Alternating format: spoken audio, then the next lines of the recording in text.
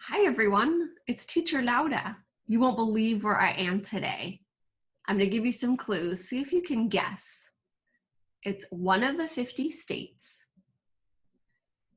It is very cold here, as you can see. And it starts with the letter A, one of the letters that you learned last week. Do you have any guesses? Well, if you guessed Alaska, you are right. Well, I'm not really in Alaska. I'm actually sitting in my living room. But our story today takes place in Alaska. This story is called Alaska's Three Pigs, and it's written by Arlene Laverde and illustrated by Mindy Doyer.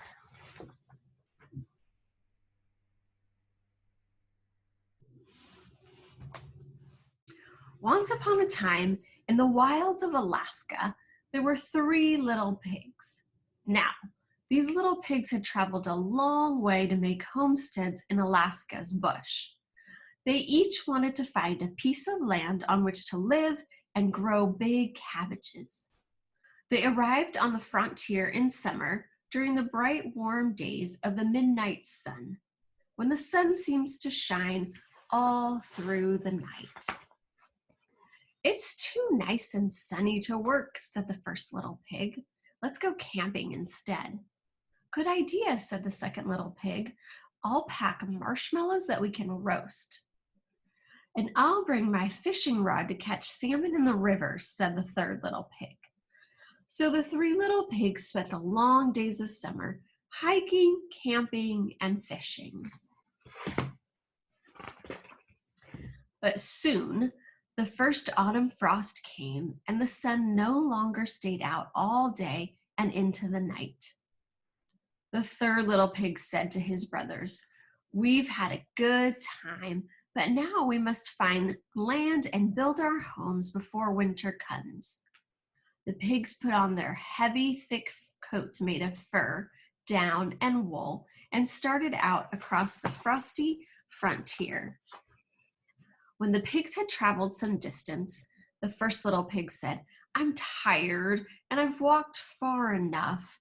I'll stop here in this grove of spruce trees." So he said goodbye to his brothers, and they continued on their way. The first little pig looked around and spied an old trapper's cabin among the trees. There were chinks in the walls, the roof was moldy, and the stove was dented.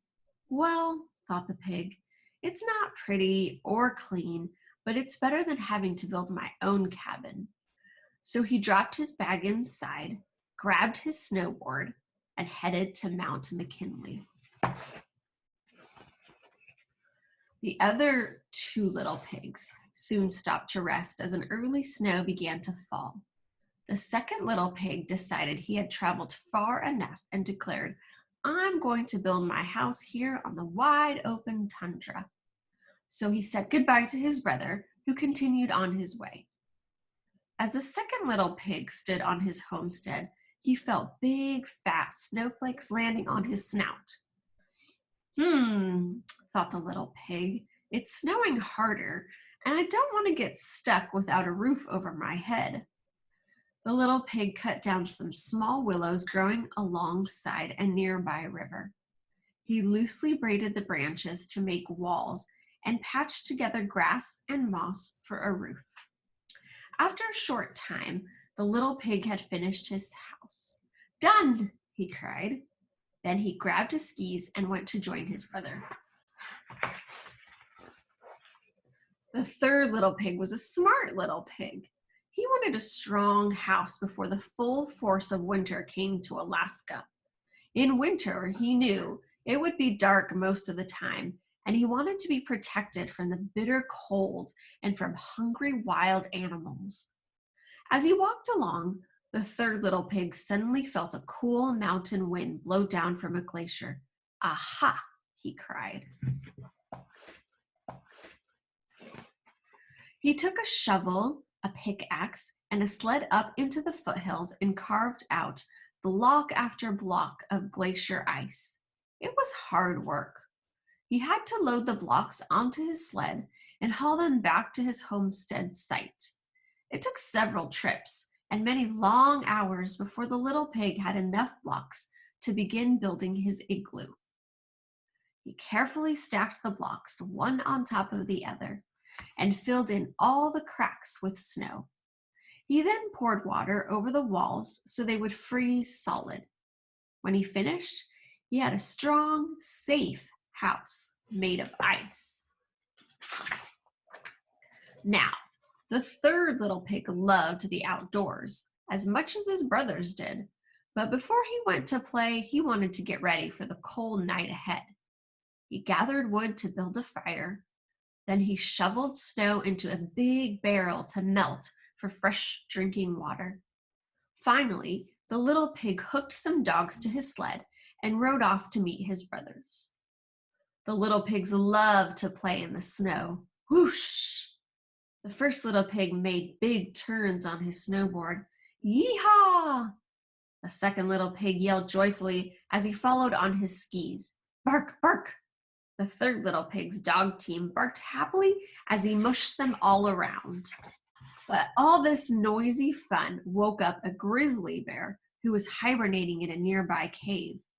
The grizzly was not happy to be disturbed. He had been sleeping for several weeks and was very, very hungry. Grrr, the bear grumbled. Grrr, the bear's stomach rumbled, and the sound echoed out of the cave. The third little pig pulled his dog sled to a stop and listened. He said to his brothers, "It's getting very dark and cold now. I think we should go back to our safe new homes." No sooner had the first pig latched the rusty lock on his cabin door than he heard a soft knock. Little pig, let me come in," said the hungry grizzly bear. Although the little pig was lazy, he was not stupid. He knew that if he opened the door, he would be the grizzly's dinner. "Not by the hair on my chinny chin chin," answered the little pig. "Then I'll huff and I'll puff and I'll blow your house in," said the bear. Taking a big, deep breath, he huffed and he puffed and he blew on the little pig's cabin. The rotten wood of the old cabin toppled under the bear's hot breath, leaving the first little pig shaking by his dented stove.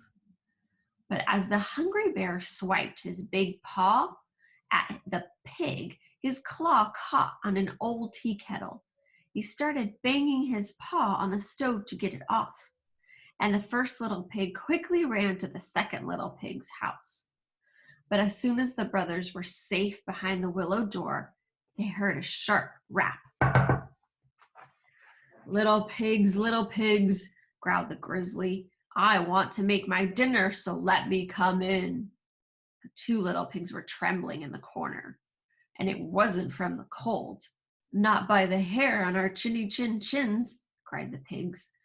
"Then I'll huff and I'll puff and I'll blow your house in," grunted the grizzly bear.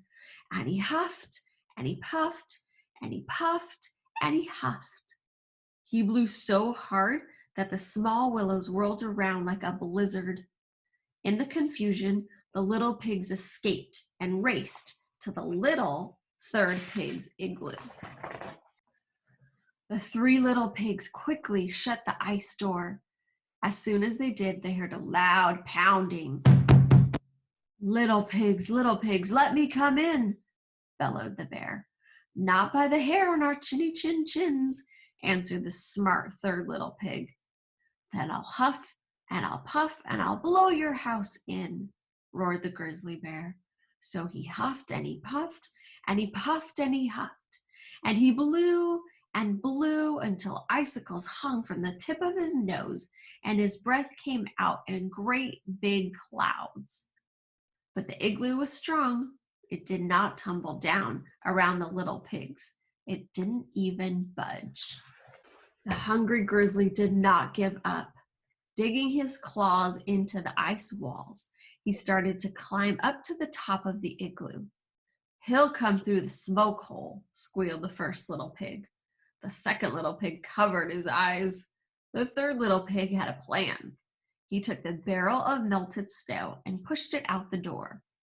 When the grizzly bear reached the top of the igloo, he looked down and saw the third little pig standing outside. This was his chance.